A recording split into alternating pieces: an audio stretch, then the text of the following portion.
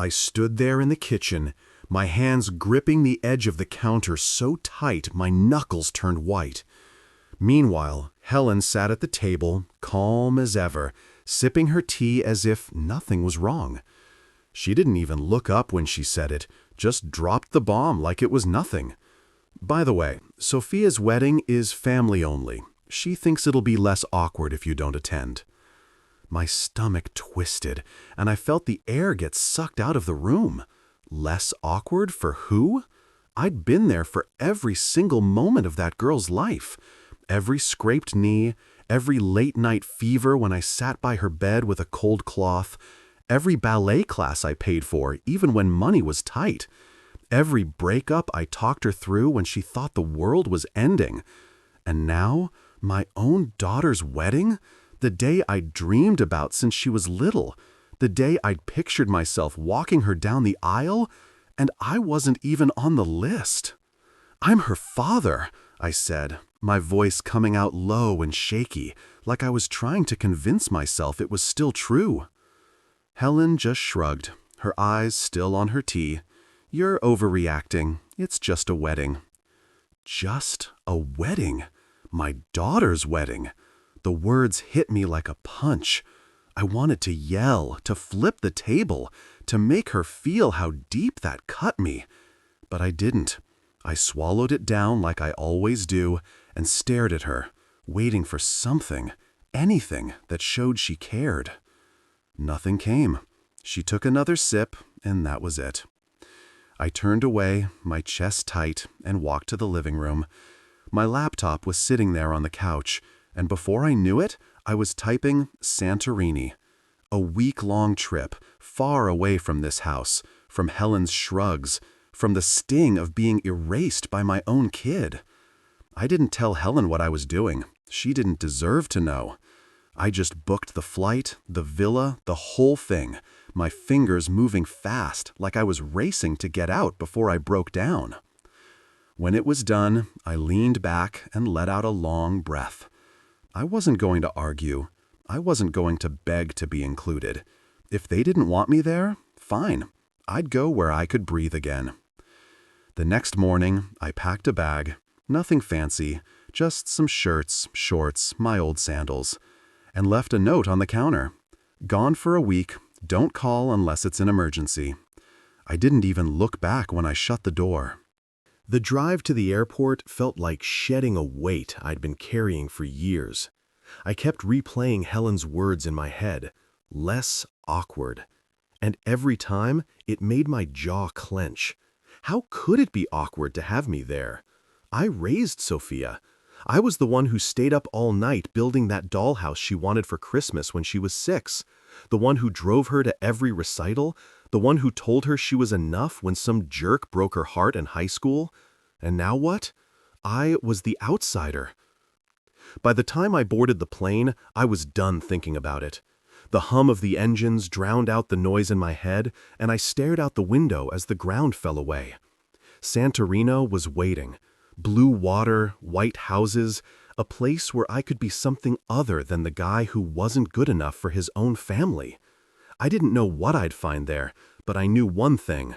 I wasn't going to let them ruin me. Not Helen, not Sophia, not anyone.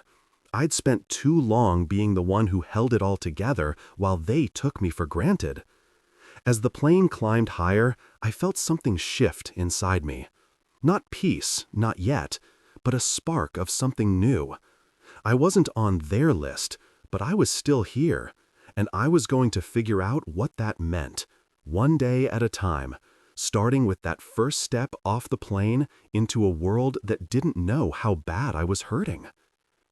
I stepped out of the taxi and onto the stone path leading to my villa, the warm Santorini sun hitting my face as the driver hauled my bag behind me.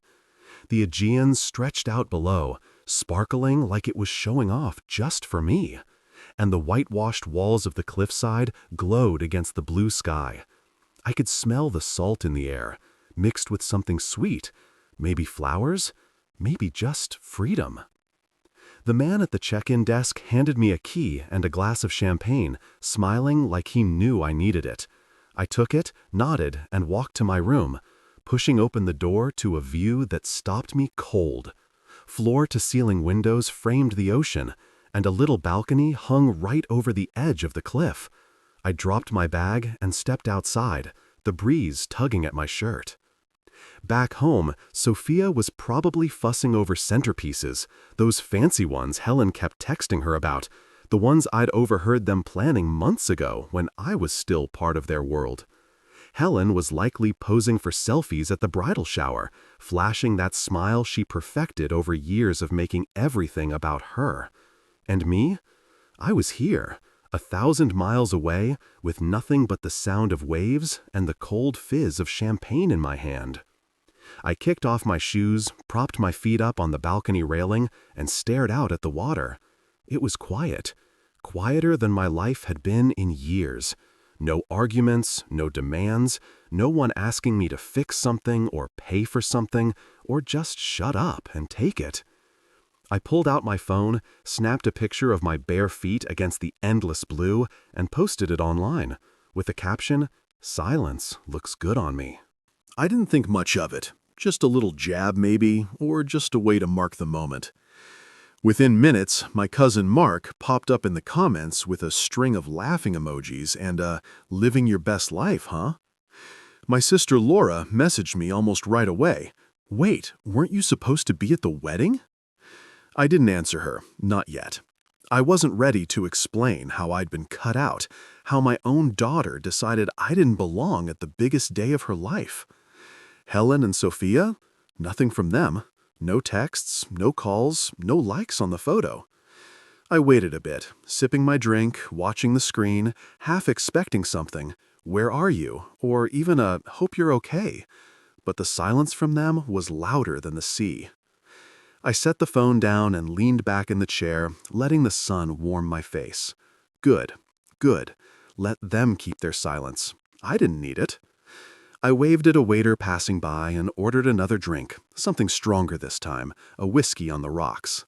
The ice clinked in the glass when he brought it, and I took a slow sip, feeling the burn slide down my throat. The villa was small but perfect. White walls, a bed with crisp sheets, a little table where I could sit and watch the world go by. I didn't have a plan for the week, and that was the best part. No schedules, no obligations, just me and this place. I thought about home for a second, about the house I'd left behind, the kitchen where Helen had dropped the news like it was nothing, the empty spot where I used to park my car. Then I pushed it out of my head. They were busy with their wedding, their drama, their life that didn't include me. Fine, I'd make my own. The sun started dipping lower, painting the sky orange and pink, and I sat there, glass in hand, watching it sink into the water. My phone buzzed again. Mark probably, or Laura checking in. I ignored it. This was my time, my view, my peace. I wasn't going to let anyone pull me back into the mess I'd escaped.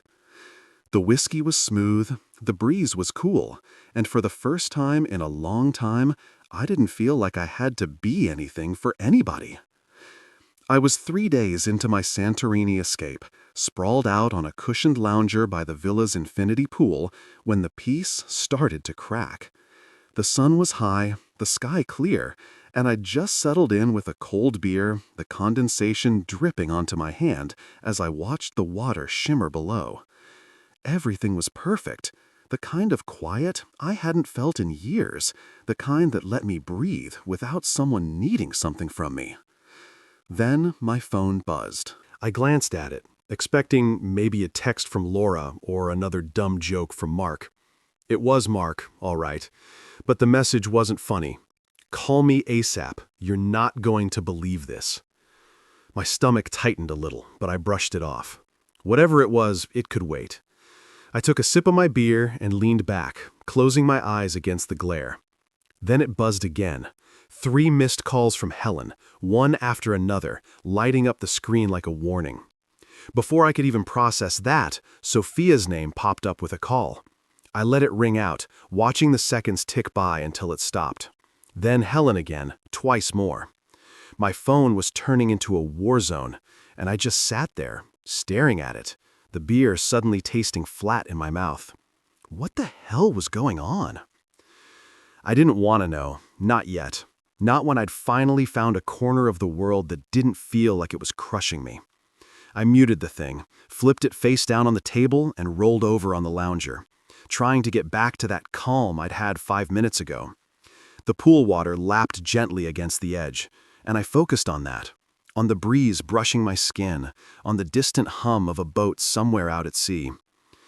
But my mind wouldn't settle. Why were they calling now? After days of nothing, no texts, no "Hey, where'd you go?" Suddenly they couldn't stop blowing up my phone.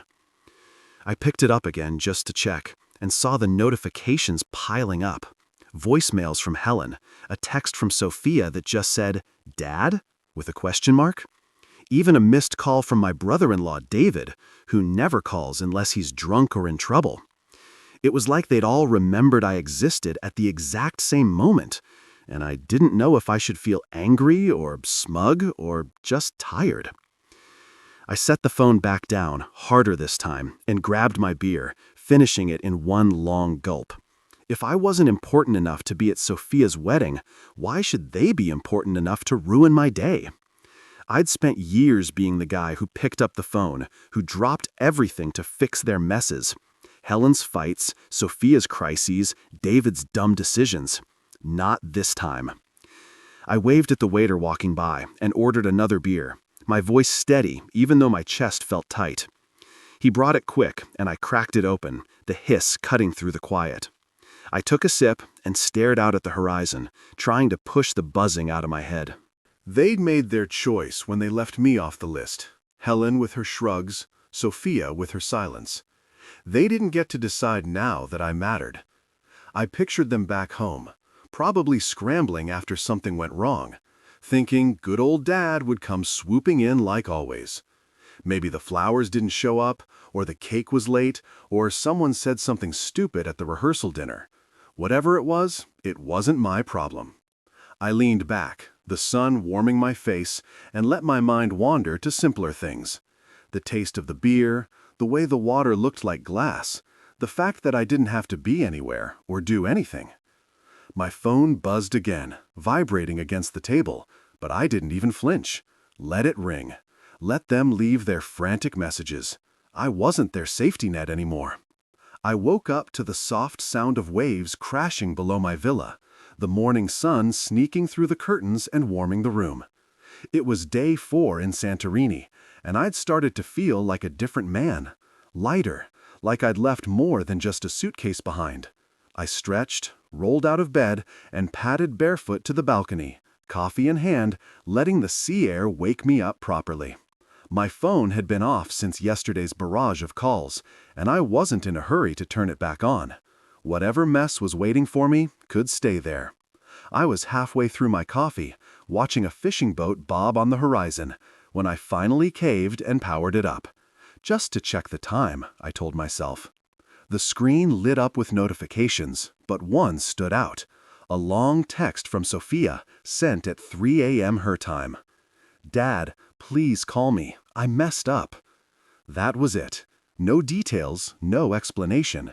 Just those words staring back at me. I set the phone down and took a deep breath, my gut telling me something big had gone down, but I wasn't ready to dive in yet. I finished my coffee, slow and deliberate, letting the bitter taste ground me. Then I scrolled back through the missed calls and voicemails. Helen, David, even a few from my sister Laura, but I didn't listen to them. Instead, I called Mark. He picked up on the second ring, his voice loud and amused. "Man, you picked the perfect week to disappear," he said, laughing. "That wedding? Total disaster." I leaned against the railing, the phone pressed to my ear, and listened as he laid it out. Turns out, Sophia and Daniel didn't even make it to the cake cutting before it all fell apart. Daniel found some texts on her phone from her ex, late-night messages from the night before the wedding, and lost it. They fought right there in front of everyone, voices raised, guests shifting awkwardly in their seats. Then Daniel's mom jumped in, yelling at Helen, saying she'd pushed Sophia into the marriage or some nonsense like that. David, true to form, got sloppy drunk and started shouting at the DJ for playing the wrong song. Mark said half the guests bailed before the first dance, and the rest just sat there watching the chaos like a bad movie. No speeches, no sparkler send-off, no happy ending. Just a big, ugly mess. I stood there, the sun climbing higher, and felt a strange mix of nothing. No shock, no sadness, just a blank space where I thought I'd feel something. "So yeah," Mark finished, still chuckling, "you didn't miss much." I thanked him, hung up, and stared at Sophia's text again. I messed up. Yeah, she did, but it wasn't my job to fix it, not this time. I could picture it so clear. Helen spinning around, trying to smooth things over with that fake smile. Sophia crying into her bouquet. Everyone looking for someone to blame. And me? I wasn't there. They'd made sure of that. I set the phone down and walked back inside, grabbing my sandals and a towel. I didn't call her back. I didn't call Helen either. Instead, I booked a massage at the Villa Spa. Something with hot stones, the kind of thing I'd never bothered with before. The lady at the desk smiled and said I'd feel like a new man after. Good, I thought. That's what I want. The massage room smelled like lavender, and the table was warm against my back as I lay there, the therapist's hands kneading the knots out of my shoulders. I closed my eyes and let my mind drift. Not to the wedding, not to Sophia's tears or Helen's excuses, but to the sound of the sea outside, the way the air felt clean here. They'd had their fairy tale day, or at least they tried, and it blew up in their faces. I wasn't smug about it, but I wasn't sorry either. I'd spent years being the one who held everything together, paying the bills, calming the fights, making sure everyone got through. And the one time I stepped away, it all crumbled. Maybe that should have made me feel needed, but it didn't. It just made me glad I was here, not there. The massage ended, and I walked out, looser, lighter, the sun still high overhead. I grabbed a gyro from a stand down the street, greasy, warm, perfect, and sat on a bench overlooking the water, eating slow. My phone stayed quiet in my pocket. I didn't check it again. Whatever they wanted, it could wait. They'd figure it out or they wouldn't. Either way, I was done running back. I was sitting on the balcony that evening, the sky turning a deep purple as the sun dipped below the horizon, when my phone lit up again. The air was cool, and I had a glass of red wine in my hand, the kind the waiter recommended, dry, strong, the way I liked it. I'd spent the day walking the cliffs, letting the sun burn away the last bits of tension in my chest, and I was finally starting to feel like this trip wasn't just an escape, but something more. Then Helen's name flashed on the screen. 3 voicemails, back to back, left sometime that afternoon. I sighed, set the wine down, and stared at it for a minute, debating whether to listen. Curiosity won out. I hit play on the first one, and her voice came through, sharp and familiar, like she was scolding me through the phone. "Look, I don't know where you are, but this is ridiculous. If you'd just been here, maybe Sophia wouldn't have felt so cornered. Call me back." The second one was softer, but still dripping with that tone she used when she wanted me to feel guilty. "I'm sorry, okay? I didn't think it would turn out like this. Just, we need to talk." The third was shorter, clipped, like she was annoyed I hadn't jumped at the first 2. "Fine, keep ignoring us, but this isn't helping anyone." I leaned back in the chair, letting the words sink in. Cornered. If I'd been there? So now it was my fault? My absence was the reason their perfect little wedding imploded? I almost laughed, but it caught in my throat, turning into a bitter snort. She was good at that, twisting things so I'd feel like the bad guy for not being where they didn't want me in the first place. Then Sophia tried FaceTiming me. Her name popped up, the little ringtone jarring against the quiet. I watched it buzz, her picture flashing, that old photo from her high school graduation, when she still hugged me without thinking twice. I hit decline and set the phone face down. My chest tightened, but I pushed it down with a sip of wine, letting the taste burn it away. They didn't get to do this. Not now. Not after they'd made it clear I wasn't part of their plan. A few minutes later, a text came through from Aunt Carol, Helen's sister, the one who always acted like she knew everything. "Hey, just so you know, things might have gone differently if you'd been here to keep the balance. Sophia's a mess. Call her." Keep the balance? That's what they called it. Me being the one who stayed calm, who fixed the fights, who paid the bills, and drove the car, and made sure everyone got through whatever mess they'd made. I'd been the peacekeeper for years, the guy who didn't yell back when Helen snapped, who didn't walk out when Sophia stopped saying thank you. And now, when I finally stepped away, they realized they needed me. Too late. I finished the wine and poured another glass, the bottle clinking against the rim. The sea was dark now, just a shimmer of moonlight on the waves, and I sat there, letting the quiet wrap around me. I could have called back. I could have picked up for Sophia, listened to her cry, told her it would be okay, like I always did. I could have answered Helen, let her talk me into coming home to sort out their chaos. But I didn't. For the first time, I didn't feel that pull, that itch to be the one who made it right. I liked this, the distance, the freedom, the way I didn't owe them anything anymore. I thought about the wedding, what Mark had told me. Daniel storming off, Helen scrambling, Sophia breaking down. I could see it so clear, them looking around, expecting me to step in, to smooth it over like I'd done 100 times before. But I wasn't there, and they didn't know how to handle it. Good, let them figure it out.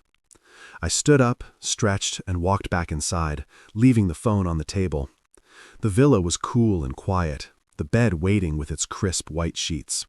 I didn't need to be their hero. Not tonight, not ever again.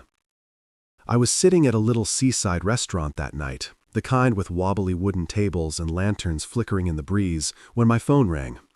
The air smelled like salt and grilled fish, and I had a plate of fresh seafood in front of me. Octopus, shrimp, some kind of white fish I couldn't name, all drizzled with olive oil and lemon. I'd spent the day swimming in the clear water off a black sand beach, letting the waves knock me around until I was too tired to think. Now, with a glass of cold white wine in my hand, I felt good, better than good, like I was finally settling into this new version of myself. The phone buzzed against the table, and I saw Laura's name flash up. I almost didn't answer, didn't want anything breaking this moment, but something told me to pick up. "Hey," I said, leaning back in the chair. She didn't even say hello, just started laughing so hard I could barely make out her words. "Oh my God, you missed a show," she finally managed, her voice cracking with glee. And honestly, it was beautiful watching them realize what life is like without you keeping everything glued together. I set the wine down, a grin tugging at my mouth, and listened as she spilled it all. After the wedding fell apart, things got worse. Sophia had a full meltdown in front of the guests, tears streaming, mascara running, when Daniel walked out, leaving her standing there in her big white dress. Helen tried to play it off, flitting around with that tight smile, but Laura said you could see the panic in her eyes. She kept looking for someone to fix it, someone to take charge. And then it hit her. The only one who ever did that was me, and I was 3,000 miles away.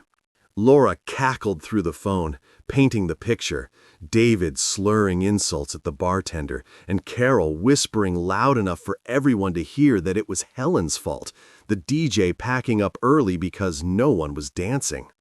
"They didn't know what to do without you," Laura said, catching her breath. "It was like watching ants when you kick the hill." I speared a piece of octopus with my fork and chewed slow, letting her words sink in. I wasn't surprised, not really. I'd always been the glue, the one who stayed steady when everyone else lost it. Birthday parties, holidays, fights over money. I was the guy who made sure the lights stayed on and the yelling stopped. And now, without me, they'd crumbled. I didn't feel sorry for them. I felt satisfied, maybe, like karma had finally showed up right on time. Sophia cried for an hour, Laura went on. Helen kept saying, "You should have been here," like that would have saved the day. But you know what? They didn't want you there until they needed you. She paused, then added, "I'm proud of you for staying gone." I swallowed the food, the tangy lemon cutting through the richness, and took a sip of wine. "Yeah," I said, my voice low. "Me too." We talked a bit more about her kids, about the weather back home, then hung up. I sat there, the night settling in around me, the sound of the waves mixing with the clink of dishes from the kitchen. The restaurant was half empty, just a few locals chatting over beers, and I liked how small it felt, how far away from everything I'd left. I pictured Sophia in her dress, sobbing, and Helen spinning her excuses, and for the first time, it didn't hurt. It didn't pull me back. It just made me glad I was here, eating this food, drinking this wine, living this life they didn't get to touch. I finished the meal slow, savoring every bite, the shrimp salty and sweet, the fish flaky and soft. The waiter brought me another glass of wine without me asking, and I nodded my thanks. The bill came, and I paid it with cash, leaving a big tip because I could. I walked back to the villa under a sky full of stars, the path winding along the cliff, my sandals scuffing the stones. When I got in, I kicked them off, poured one last glass from the bottle on the counter, and stepped onto the balcony. The sea was black now, endless, and I stood there, letting the breeze cool my skin. Laura's laugh echoed in my head, and I smiled, really smiled, the kind that reaches your eyes. I went to bed with that feeling, the sheets cool against me, and slept deeper than I had in years. They'd figured out what I was worth, but I'd figured it out too, and I wasn't giving it back. I woke up to the sound of birds chirping outside the villa, the kind of soft morning noise that felt like the world was stretching awake with me. The sun was just peeking over the horizon, casting a golden line across the sea, and I lay there for a minute, staring at the ceiling, letting the quiet settle in. It was day 6 in Santorini, and I'd gotten used to this, waking up without an alarm, without someone banging on the door or calling my name. I rolled out of bed, made a pot of coffee, and took it out to the balcony, the warm mug in my hand chasing off the early chill. I was halfway through my first sip when I decided to check my phone, not because I wanted to, but because I figured I couldn't dodge them forever. There was an email from Helen waiting, sent late last night. No subject line, no dear or hey, just her words dumped onto the screen like she couldn't be bothered with the niceties. "You've made your point. Come home so we can talk." I read it twice, letting it sink in, and felt my jaw tighten. Made my point. Like this was some game, like I'd flown halfway across the world just to teach her a lesson? No apology, no I was wrong. Just that same old tone, like I was a kid who'd stormed off and needed to get over it. I set the mug down and stared out at the water, the waves rolling in steady and slow. She didn't get it. She still thought this was about her, about them, about fixing what they'd broken. Then there was a text from Sophia, a long one sent an hour after Helen's email. I opened it, and her words spilled out. "Dad, I'm so sorry. I didn't mean for it to happen like this.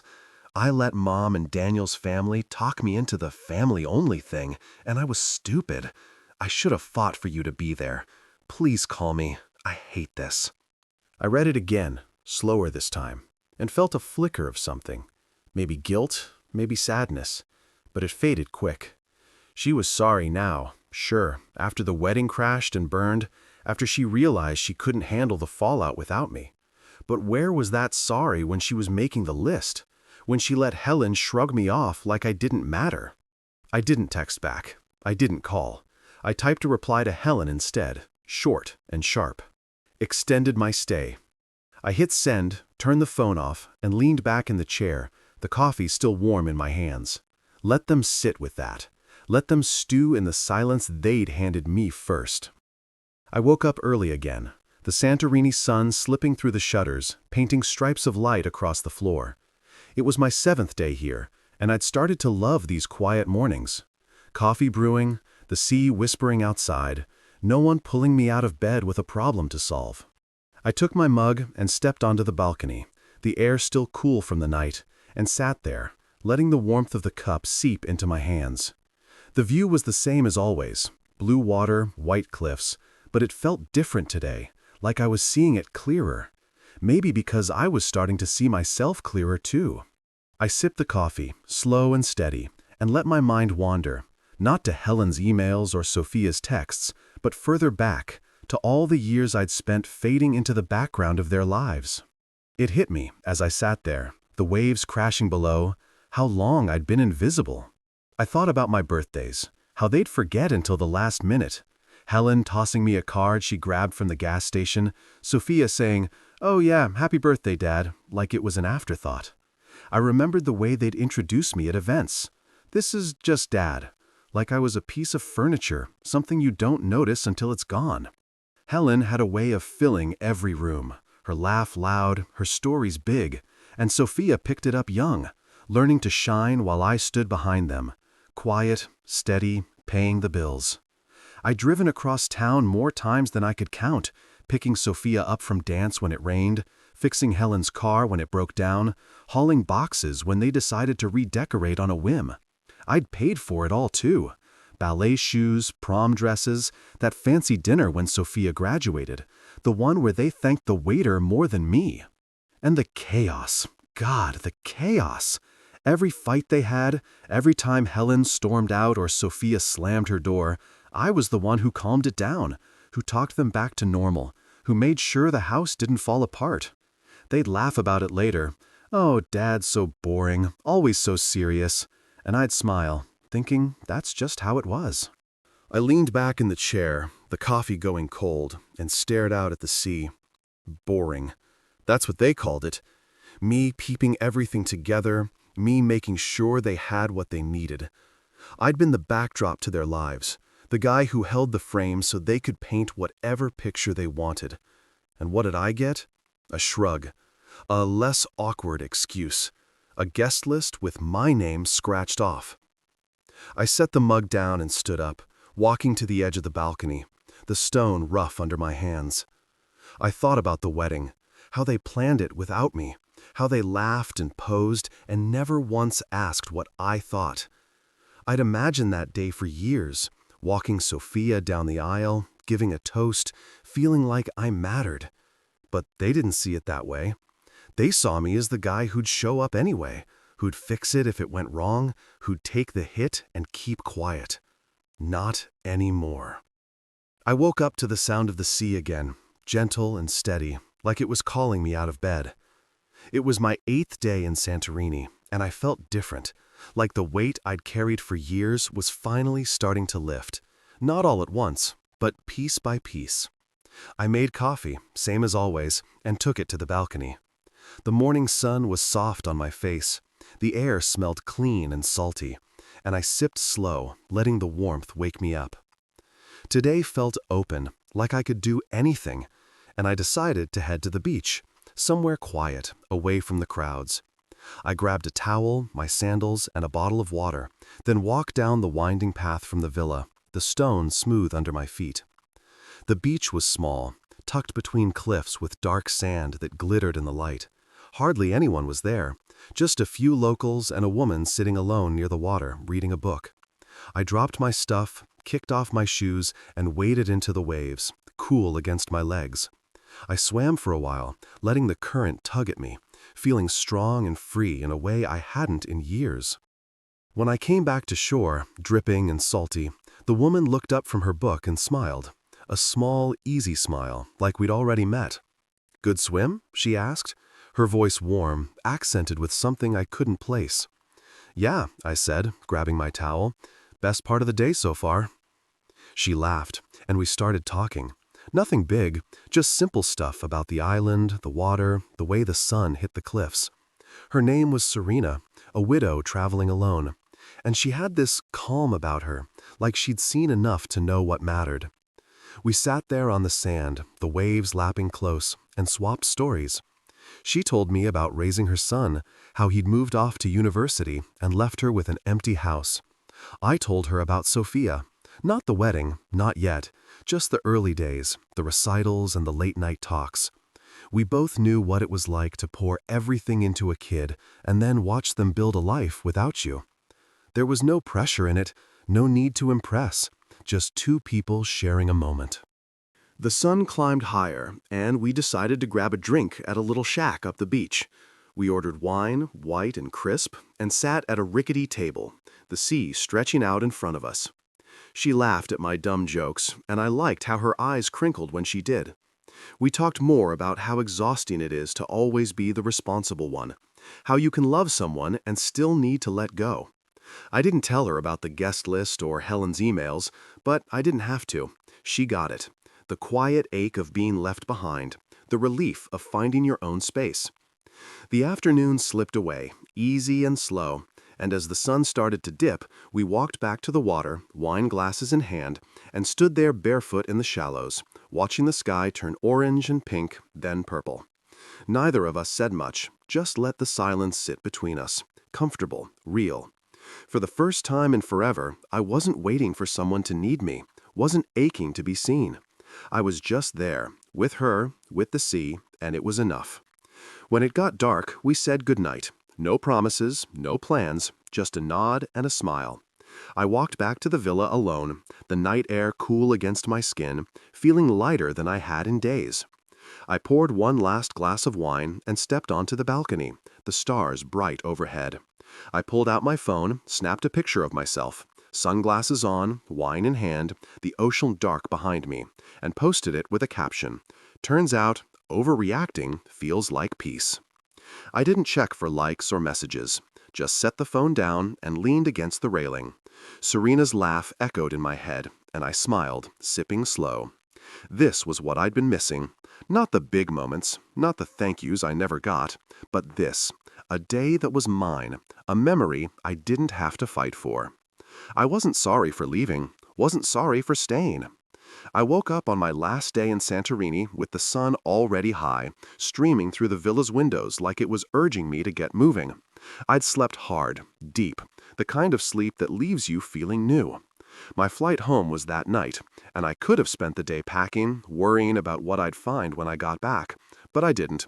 I made coffee, took it to the balcony, and stood there, watching the sea sparkle under the morning light. 9 days here, and I wasn't the same guy who'd stepped off that plane. Hurt, angry, running from a guest list that didn't have my name. Now I felt solid, like I'd built something out here, something they couldn't touch. I finished the coffee and decided to hike. One last taste of the island before I left.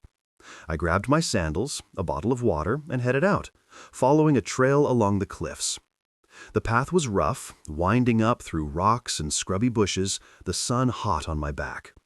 I walked steady, my breath even, feeling the burn in my legs and liking it. The view opened up at the top, blue water stretching forever, white houses clinging to the hills. I sat on a flat stone, wiping sweat from my forehead.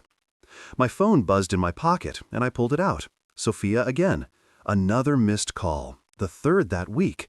I hadn't answered any of them, hadn't listened to the voicemails piling up from her and Helen. I stared at her name on the screen, then turned the phone off. I wasn't ready. Not yet. I got back to the villa by noon, showered and packed, slow, folding my shirts, tucking my sandals into the bag. I'd heard from Laura a few days ago. Helen had moved into Aunt Carol's to give space, whatever that meant. Sophia was still calling, still texting, but I didn't owe them my time. I sat on the bed, bag zipped, and left her one voicemail. Short, calm, my voice steady. When you're ready to talk like a daughter and not a PR crisis, let me know. That was it. I hung up, grabbed my stuff, and checked out, the taxi waiting to take me to the airport. The flight home was long, but I didn't mind. I watched the clouds out the window, the world shrinking below, and felt a quiet kind of strength, like I'd claimed something back out there. When I landed, the air was colder, sharper, and I drove home in the dark. The house was empty when I walked in. Helen's stuff was gone. her coats, her shoes, the clutter she always left on the counter. It didn't feel lonely, it felt clean. I dropped my bag, poured a glass of water, and stood in the kitchen, the silence thick around me. The next day, I dug out my old wedding suit, the one I'd planned to wear for Sophia, the one I'd pressed and hung up months ago. It felt heavy in my hands, like a memory I didn't need anymore. I drove it to a charity shop downtown, handed it over with a nod, and walked out lighter. Back home, I found a flyer for a hiking group stuck in the mailbox. Local guys who met up weekends to hit the trails. I called the number, signed up for the next one, and marked it on the calendar. That night, I cooked myself dinner. Steak. Simple, the way I liked it. And ate at the table. No TV, no phone. Just me and the food. I thought about the wedding, Mark's stories, Laura's laugh, the way it all fell apart. I hadn't missed a thing. They'd had their day, their chaos, and I'd had mine. 9 days of sun and sea and peace. If they thought I was overreacting, let them. I wasn't coming back to the old me, the guy who waited for them to see him, who fixed their messes and took their shrugs. I washed the dishes, slow and careful, the water warm on my hands. The house was mine now, not theirs, not anymore. I went to bed early, the sheets cool, and slept without dreaming. The next morning, I woke up to rain tapping the windows, soft and steady. I made coffee, sat by the glass, and watched it fall. Sophia would call again, maybe. Helen might show up, bags in hand, expecting me to take her back. But I wasn't waiting for them. I had my hikes, my quiet, my life. They'd underestimated me, and I was fine with that. I wasn't the backdrop anymore. I was the whole damn story.